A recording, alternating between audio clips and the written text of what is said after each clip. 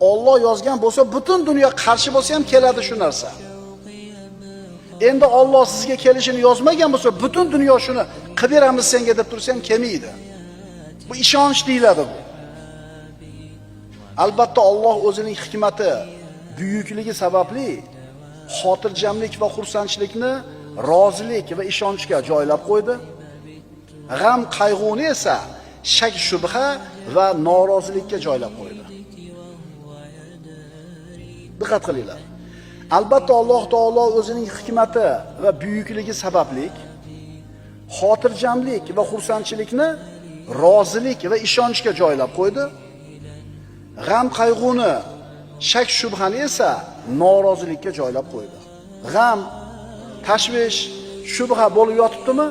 Buni sababi ishonchning zaifligi. Endi kishi hayotidan rozimi?